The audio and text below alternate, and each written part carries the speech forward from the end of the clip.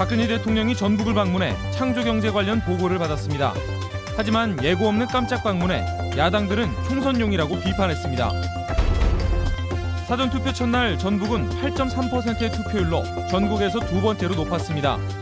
김제 부안에서는 공원투표 시비 속에 폭력 상황까지 빚어졌습니다.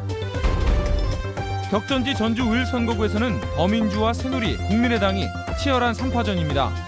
텃밭 수성이냐 교두보 마련이냐 박빙의 선거구도 회부했습니다.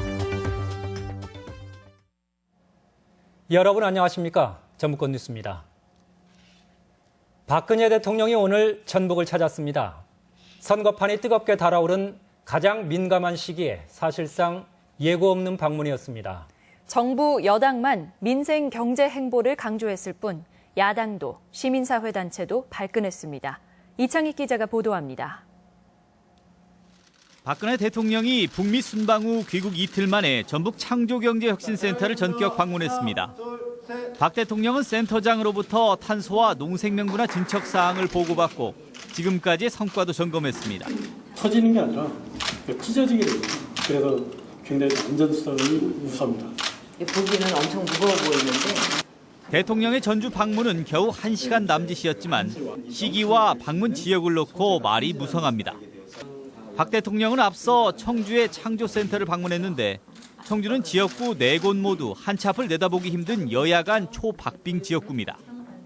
전주 센터가 위치한 전주 을 선거구 역시 새누리당이 20년 만에 국회의원 탄생을 기대하는 최대 관심 지역이기 때문입니다.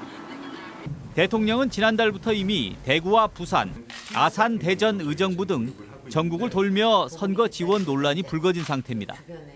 같은 날 전주를 찾은 한상진 국민의당 창당준비위원장은 노골적인 선거 개입이라는 입장을 숨기지 않았습니다. 상당히 적극적으로 또는 노골적으로 개입하고 있는 양상을 보이고 있기 때문에 대단히 우려스럽게 생각합니다. 더불어민주당 역시 논평을 통해 대통령의 정략적 행동이 도민 의지에 찬물을 끼얹지 않길 바라며 국정 총책임자로 정치 행보를 즉각 중단해야 한다고 촉구했습니다. 한편 민노총 등 시민사회는 노동계약을 추진하는 반민주 대통령을 규탄한다며 창조경제센터 주변에서 피켓 시위에 나섰다가 경찰에 저지당하기도 했습니다. MBC 뉴스 이창익입니다. 사전투표 첫날 도내 투표율이 전국에서 두 번째로 높은 8.31%였습니다. 이처럼 도내 유권자들의 높은 투표 참여 열기가 막판 선거 전에 중요 변수로 주목되고 있습니다. 보도에 강동엽 기자입니다. 총선을 5일 앞두고 실시된 사전투표. 투표소마다 한 표를 행사하기 위한 발길이 이어졌습니다. 투표를 그때 참여하지 못할 수도 있을 것 같아가지고 지금 미리 참여하게 되었습니다. 미리 와가지고 원하는 후보자에게 투표를 하고 가려고 왔습니다. 사전투표 기간이 이틀이고 신분증만 있으면 거주지와 상관없이 투표할 수 있다 보니 만족도는 높았습니다. 당일날 평일이라서 좀 일이 있어서 미리 한 거였는데 그러니까 시간 날 때 하니까 참 좋은 것 같습니다. 박빙의 승부를 벌이고 있는 각 당의 출마자들도 직접 사전투표하며 투표를 당부했습니다. 도내 241개 투표소에서 투표가 진행된 가운데 첫날에는 도내 유권자 152만 명 가운데 12만 6천여 명이 참여해 8.31%의 투표율을 보였습니다. 이는 지난 2014년 지방선거 사전투표 첫날 투표율보다 1%포인트 정도 상승한 수치로 전국적으로도 전남에 이어 두 번째로 높았습니다. 투표는 내일도 오전 6시부터 오후 6시까지 진행됩니다. 우리가 먼저 선거에 참여해서 바람직한 사회를 건설하는 데 동참해 주시기 바랍니다. 한편 높은 투표율을 보이고 있는 사전투표가 선거 당락에 어떤 영향을 미칠지에도 관심이 모아지고 있습니다. MBC 뉴스 강동엽입니다. 김제 부안 선거구 더불어민주당 김춘진 후보는 오늘 오전 선거운동 과정에서 한 택시가 유권자를 실어 나르는 정황을 확인하고 사진을 찍던 중 택시기사로부터 폭행을 당해 경찰에 신고했다고 밝혔습니다. 경찰은 택시기사를 현장에서 체포했으며 공직선거법상 후보자 폭행 혐의와 함께 불법 선거운동 여부를 조사하고 있습니다.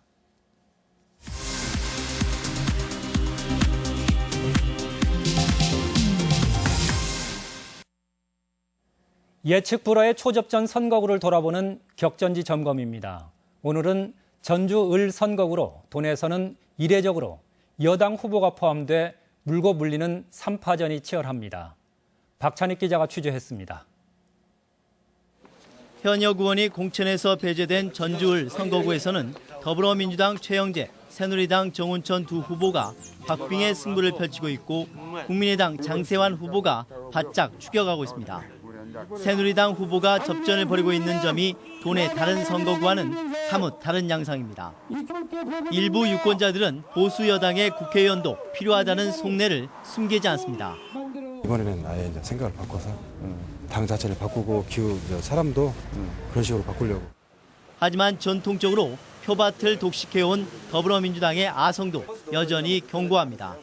이제 뚜껑을 열고 보면 알겠지만은 그래도 아직은 여당은 그렇게 안 찍어줄 것 같아.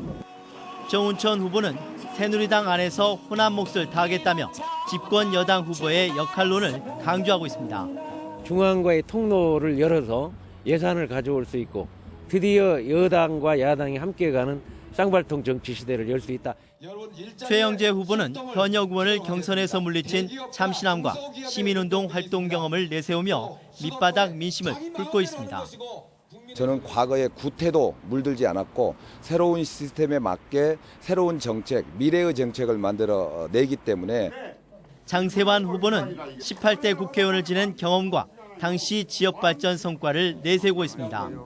야당으로서 역할과 기능을 제대로 다해서 선명 야당다운 그러한 야당상을 정립할 것을 다짐하고 있기 때문에.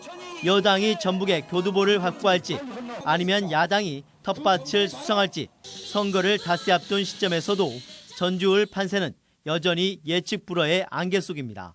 MBC 뉴스 박찬익입니다.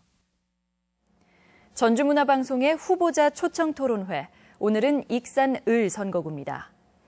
여야 4명의 후보가 재산과 자질 공방으로 맞붙으면서 정책과 공약 검증이 아쉬웠습니다. 이몽진 기자가 정리했습니다. 국민의당 조배숙 후보는 지난 6일 새누리당 김무성 대표의 발언은 전북을 무시하는 망발이라고 여당 후보를 공격했습니다. 새누리당 박종길 후보는 지역의 변화를 이끌기 위해서 당 대표가 지원 의지를 표현한 것이라고 맞받아쳤습니다. 도민들을 향해서 배알도 없냐, 정신 차려라, 이런 막말을 쏟아냈습니다. 중앙당에 강력히 항의해야 된다고 보는데 항의를 좀 하셨나요? 그분의 정치 소신으로 이렇게 생각합니다. 그동안 우리 전라도 도민들이 너무 오랫동안 야당만 고집하고. 익산의 최대 현안인 국가식품 클러스터 조성을 둘러싸고 논쟁이 벌어졌습니다.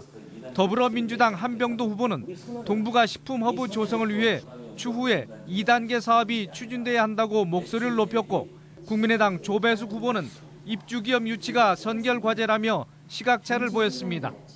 애초 계획이 반토막 난 것이 저는 이것이 중요하다고 생각을 합니다. 그래서 2단계를 추진해야 된다고 생각하는데 현재 그 1단계가 성공적으로 진행이 돼야 된다고 생각합니다. 그러기 위해서는 식품기업을 유치하는 것이 필요하고.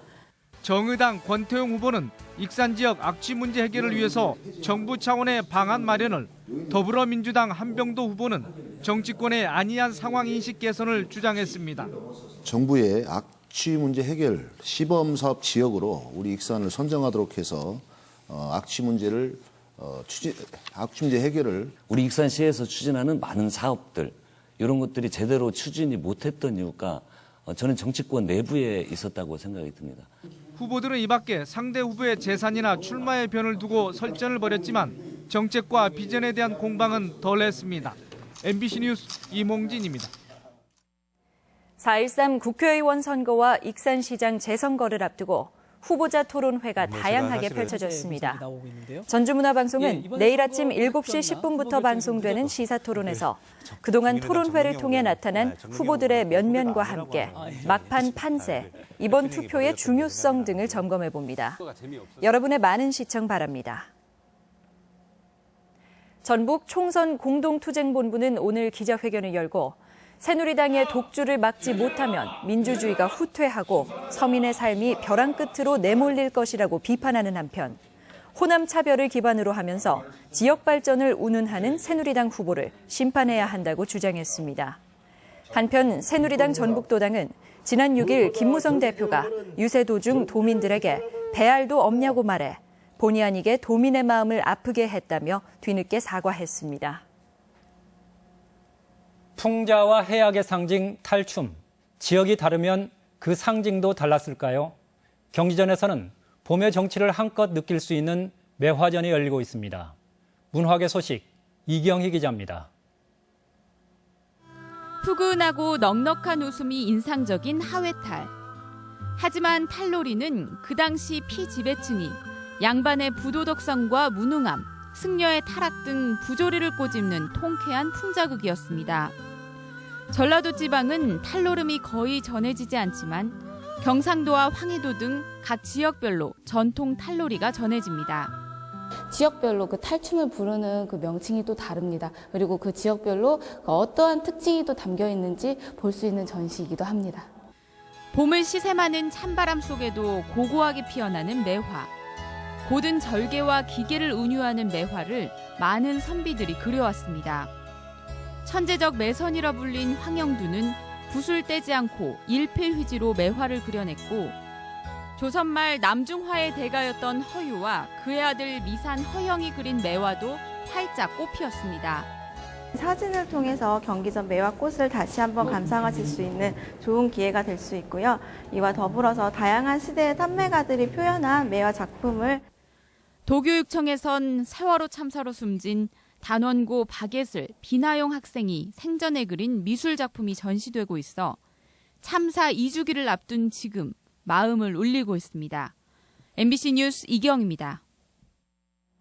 오는 28일 개막하는 전주국제영화제 예매가 개막식은 12일 오후 2시부터 일반 상영작과 폐막식은 14일 오전 11시부터 홈페이지에서 실시됩니다. 예매는 영화 한 편당 넉 장까지 가능하며 영화제가 시작되는 28일부터는 전주 영화의 거리 내 서포터즈 라운지 등 5곳에서 현장 예매도 진행됩니다. 조리 종사원과 영양사 등으로 구성된 전라북도 학교 비정규직 연대회의 소속 500여 명은 고용 안정과 독립후생 차별 해소, 연간 100만 원의 정기 상여금 신설 등을 요구하며 오늘 하루 파업을 벌였습니다. 이에 따라 도내 초중고등학교의 급식이 일시 중단되면서 학생들이 도시락이나 빵, 우유로 점심을 대체해야 했습니다. 오늘의 간추린 소식입니다. 전라북도 소방본부가 주최한 일반인 심폐소생술 경연대회가 호남대학교에서 열렸습니다. 대회에는 대학과 고등부 10개 팀이 참가해 심폐소생술과 자동 제세동기 사용법의 실력을 겨뤘습니다. 행락철을 맞아 전주시가 한옥마을 식품업소에 대해 식재료를 점검했습니다. 전북권 뉴스였습니다.